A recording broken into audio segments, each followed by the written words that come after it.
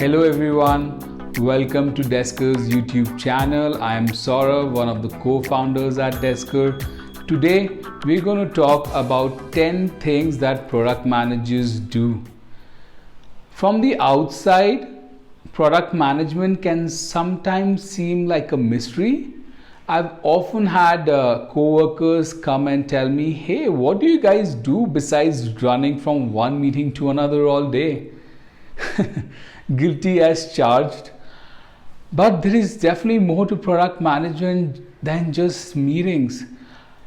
What we're going to talk about in this video are 10 tactical and strategic things that product managers do. All these activities are geared towards helping them fulfill two key aspects of the job. That is to find answers to the questions, what do we need to do and why we need to do it. So let's get started. The first thing that we want to talk about is product prioritization. If you've ever attended a product presentation, you might remember this text you see on the first slide. Product roadmap is subject to change. As a product manager, you have been trained like a robot to remember to say this every time without fail, otherwise you will get into trouble. It's unfortunate, but it's true. The needs of the business are consistently changing. You might have to do new things, fix old things. And as a product manager, you will end up spending a lot of time in these product prioritization meetings with your team, where you will stack rank different product initiatives. And it's important because you need to make sure that you're investing in things that are important for the business. To be honest, it can be very frustrating, but also rewarding when you do get it right. It's critical for the business and you need to put in consistent effort to make sure that your product roadmap is prioritized correctly. The second thing we're going to talk about is conducting market research. It is very important to have a pulse on the market to make sure that you're aware of the latest trends in the technology landscape. Market research could be about existing competitors, looking at them, what they're doing, or it could be about a new product that has come out in the market, which is probably solving the same problem but in a different way. There is tons of research material out there, resources out there that you can use for your research. For example, for publicly listed companies, you can probably look at their SEC filings. You can attend webinars, look at actually release notes. They're a great source of information about competitors. You can also look at industry reports like the Gartner Magic Quadrant as well as Forrester Wave report. And make sure that your research is just not about what's happening today or what competitors are doing today. You should also invest some time in trying to figure out where is the technology landscape headed in the future. How will the needs of the customers evolve? And what should the product team do to make sure that they are ready for it when it happens? The third thing we're going to talk about is analyzing data. Following data is important not only for product managers, but everybody else in the organization as well. A data-driven culture drives innovation and is critical for the success of your product. But the truth is, you will never have 100% of the data. That does not exist anywhere. If somebody tells you they have 100% of the data, they're probably lying.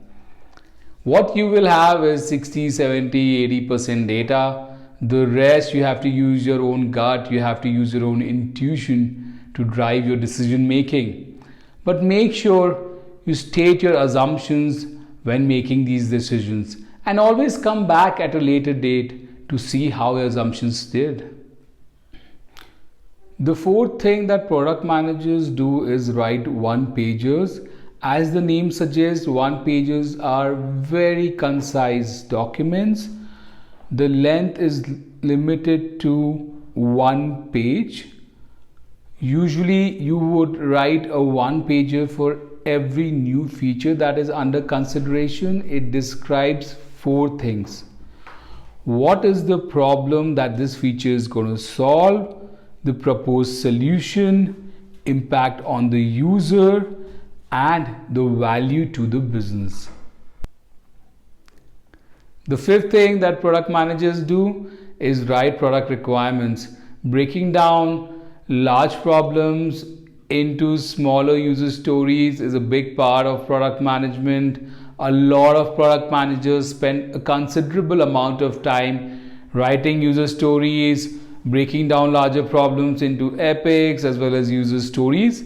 These are then broken down further as tasks and worked on by the engineering team.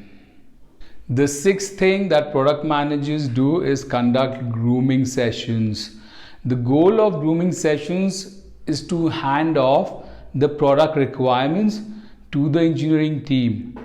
You need to make sure that everybody understands what each user story is about and agrees on the acceptance criteria.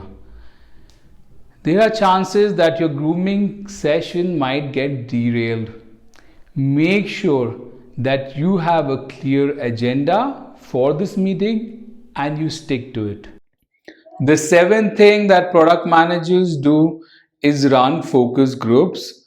They collaborate with their design and marketing counterparts in order to set up these sessions. Focus groups help you better understand your users' needs and the challenges that they are facing. One of the great things about focus groups is that it helps you test whether your users still find your value proposition attractive. The eighth thing that product managers do is create wireframes.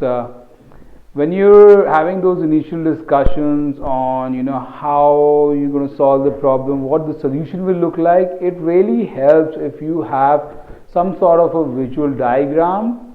It helps explain things better, makes it easier for everybody to understand. You can have something as simple as a rough sketch on a piece of paper, or if you're more adventurous, you could probably draw a mock-up on balsamic or Vision. They're fairly easy to get started on, and you can come up with wireframes to iterate upon. This helps you avoid the need to create detailed mock-ups early on during the discussion phase. The ninth thing that product managers do is A/B testing. Not every feature you release is going to be A/B tested. You need to make sure that you are prioritizing the right features for the right reasons to A/B test. Before you start the test, you need to also make sure that you have your A/B test plan ready. The A/B test plan contains information regarding what the goal of the project is, a clear and precise description of the variance or the success metrics of the project, as well as the traffic split and how long is the test going to run. Usually in my experience, A/B testing is used mostly in B2C products. B2B products have beta testing where you release the product out to a smaller set of users. The 10th thing that product managers do is stakeholder management. You work with the different teams across the board. You collaborate with your sales team, marketing, customer success and support teams to make sure that you're delivering the right products to the users at the right time. You also communicate with the stakeholders on the progress being made on different products and the product roadmap as well. Different things work for different teams. Some teams prefer a monthly product newsletter where they can get all the updates together. Other teams prefer weekly stand-ups or one-on-one interaction with the product managers to get updates. So find out what works for your team and your organization. I hope you enjoyed learning about all the different things product managers do. This in no way is an exhaustive list of all the things they do. It's actually just the tip of the iceberg. If there is anything else you'd like us to cover, please let us know in the comment section. And before you go, make sure to hit the subscribe button on our YouTube channel. Thank you.